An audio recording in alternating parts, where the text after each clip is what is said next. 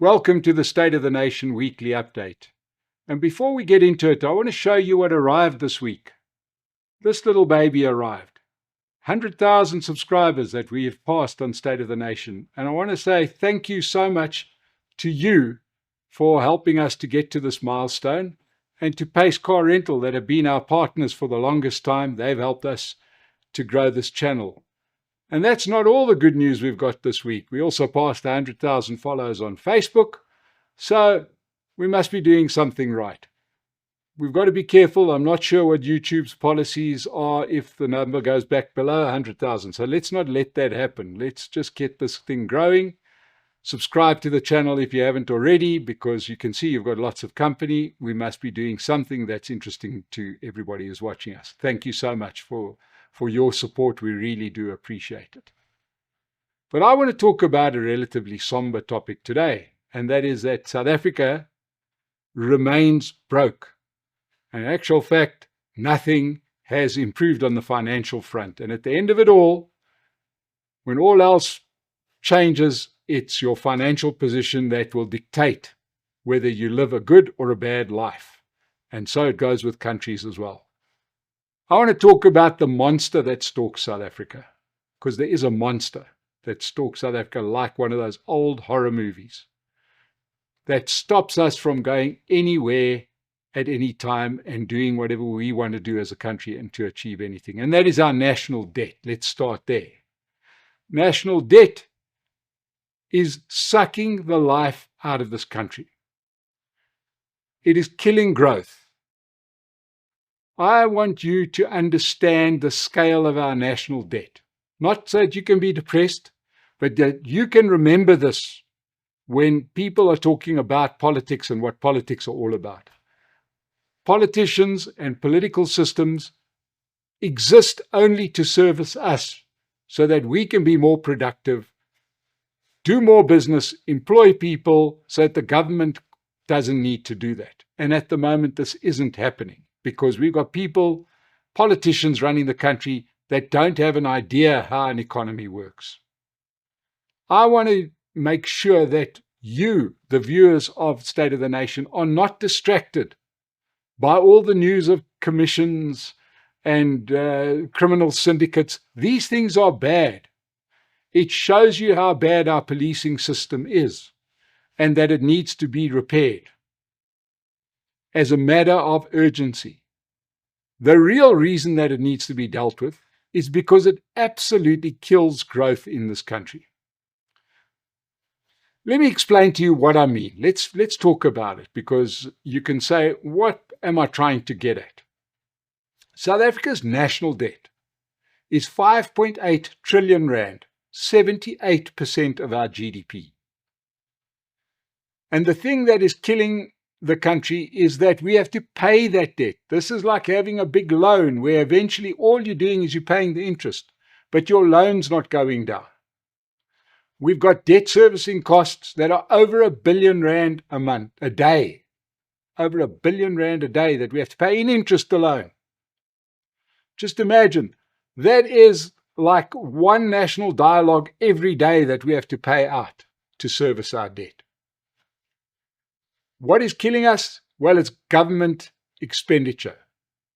Government social expenditure, bailouts of state-owned entities, and of course the massive public wage sector bill. Let's put some numbers to it. Our debt servicing costs, we all got very excited about a year ago when it reached about R1 billion a day. Well, it's now 422 billion rand a day, a year, which translates to well above R1 billion every day that we throw away, that we have to pay in interest. How did we get here? Our social spending is 426 billion rand per year for this year. That's up from about 300 billion a year ago, because the government just keeps on giving people money rather than worrying about growing the economy. Because if people can't get jobs, you don't want starvation, you don't want all the things that go with that. So the government keeps on giving people money because they refuse to understand that people should be getting their own jobs because other people should be starting businesses. So social spending is killing us. SOE bailouts. Admittedly, one thing that is improving, largely because Eskom is kind of getting into a better position, but we're still going to spend 230 billion rand this financial year on bailouts of state-owned companies because they can't be run properly. Now we've got the added expenditure in state-owned entities of fixing up what was stolen. So Transnet, for example, has to rebuild rail that used to be there, because when Fikile Mbalula was Minister of Transport, he watched our rail system being carted away live on television and did nothing about it. Our staggering public sector wage bill, 750 billion rand a year. These include about 6,000 people, or God knows how many, it feels like millions of people, that are sitting at home getting paid because they've been fingered for corruption, but nobody wants to charge them, because when they do charge them, then there's a court case, then they start naming names.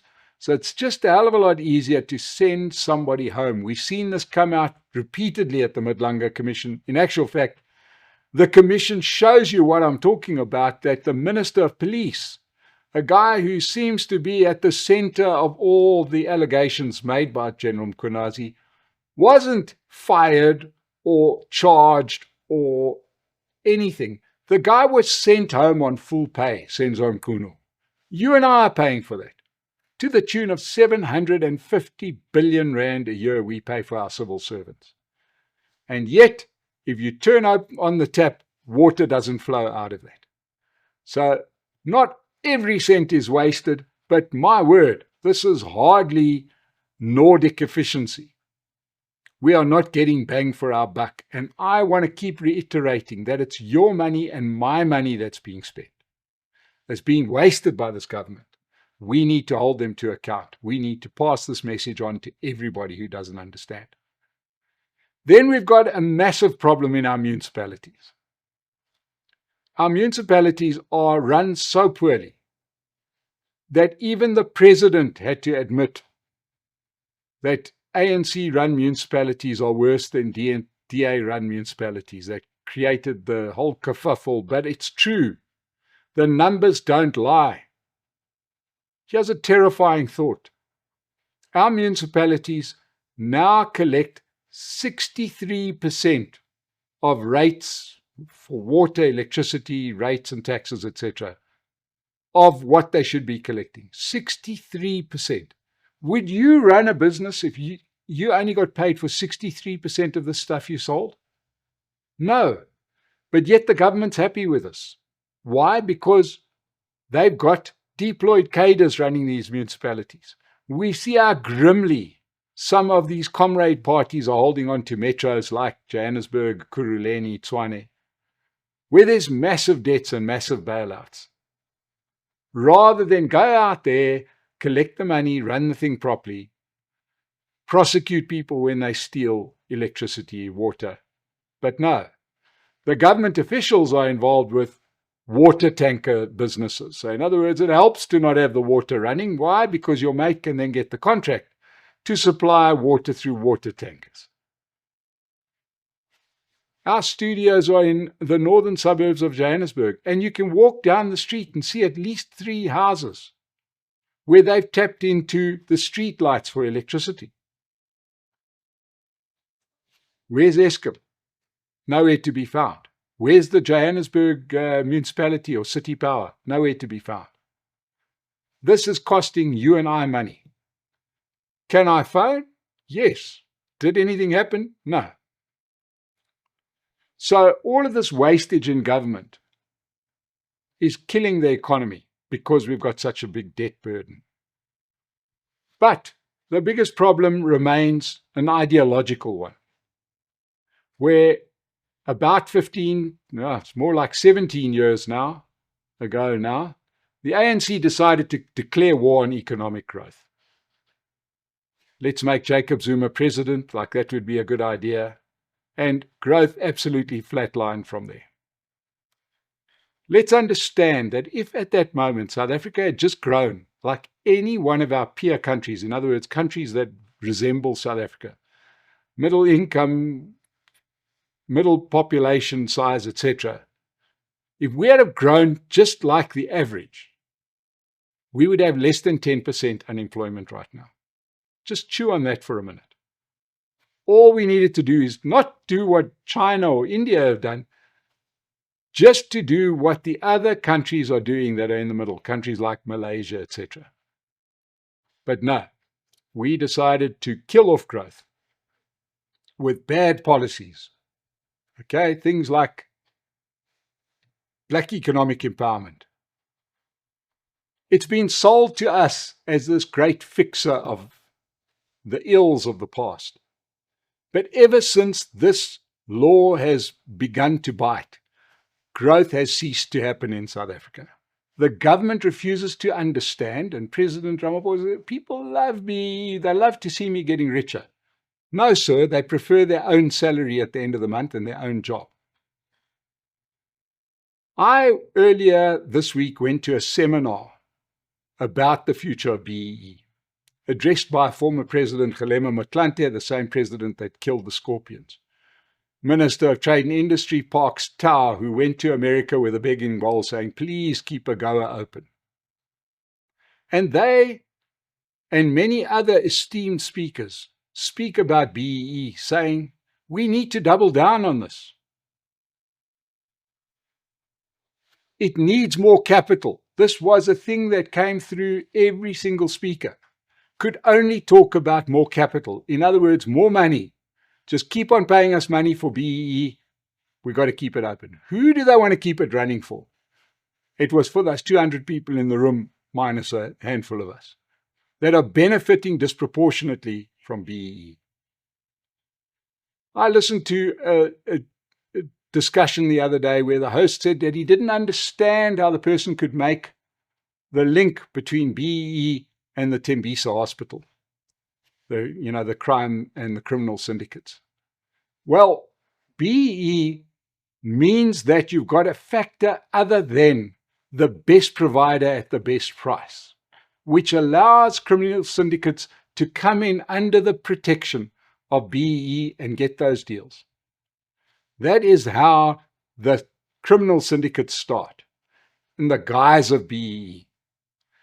Because that person over there, the crazy thing in this country is that the government knowingly pays a 25% premium for whatever they buy under the guise of BEE. It's called the BEE premium. Go and look it up. It exists. We can't afford these things anymore. We mentioned already our international relations. Listen, South Africa seems to be stuck in the past. We seem to be stuck in this ideological backwater 1980 style, where we've got these imagined friends that were there, and if it wasn't for them, South Africa would have, I don't know, stayed in white control, whatever it is. The point is that we want to sell products, and we want to sell products to people that are prepared to buy them. Instead, we go out there and purposely, the two biggest markets for our goods are the USA and Europe. That excludes mining stuff, which goes to China. Right? But our manufactured goods, the stuff that really creates an economy and jobs. And we go out there and we won't deal with those people. We create enemies out of our biggest clients. Still, we had all those delegations visit the US. Now, which delegation visited the US? Finally, the Minister of Trade and Industry, to try and hammer out a deal. Did he come back with a deal? No, because we know what the deal breakers are. Some of these bad laws, expropriation, which immediately says to any investor, I'm out of there. We can do this, guys. We can play this game. We just will not have economic growth, and your kids will live a life far worse than yours. What about the role of the Government of National Unity? This was meant to be an arrangement driven by the market, driven by business. We're going to have the Democratic Alliance helping the ANC to run the country better. What was the high point of the GNU was probably the budget fight, where we managed to stop at least one little bit of madness, which was an increase in VAT. But since then, to quote our Minister Gwidi Mantashe, Delolo, nothing.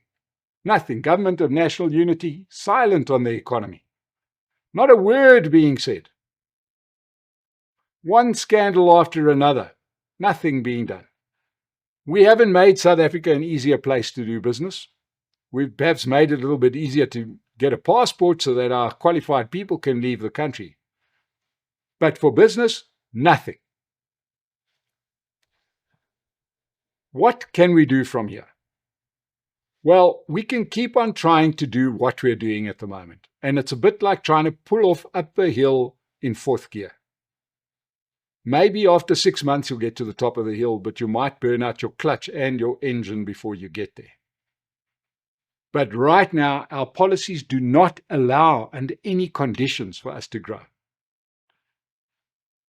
Or we could do what other countries did when they were faced with the same problems. And yeah, of course, we could do what India did. When India was stuck in the same position as we are in the early 90s, and they opened their economy, and they scrapped all of their own bad laws, which very closely resembled BEE laws. They allowed international investment. They said, please, be our guest, come here, build factories. We'll be good to you. We'll respect your rights. And that economy has been the strongest growing economy now for a decade. We could unleash the talent of South Africans by not telling somebody he's less than, or all he should ascribe for, his holy grail would be to get 25% of a white business. Unleash the talent. Let people create what they want to do. Let them sell into an economy that's growing. That's the only way we get it to grow. Now, I'm telling you this because we can either do it ourselves, or it will be done to us by the people that we have borrowed the money from. The International Monetary Fund will come in at some point and will start dictating economic policy to us. And that's never a good thing. But they will do, because it's so easy to spot what we're doing wrong.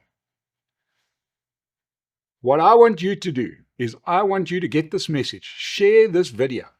Let anybody who doesn't think that this is real go out there and speak to one of those 50% of people that are unemployed and tell them, don't worry, ideology is more important than this. And I'm telling you that we need to get out there and tell people this is desperate and we need to hold our politicians to account, because right now they're standing in the way of you having a good life, your children having a good life, and your grandchildren having any future whatsoever in this country. Don't be distracted by the rest of the news. This is the big story. When you run out of money, everything else takes a backseat to that. So, thank you for joining me on the weekly update here on the State of the Nation. Thank you for helping us to get to 100,000 here and on Facebook. And we'll see you again on the State of the Nation.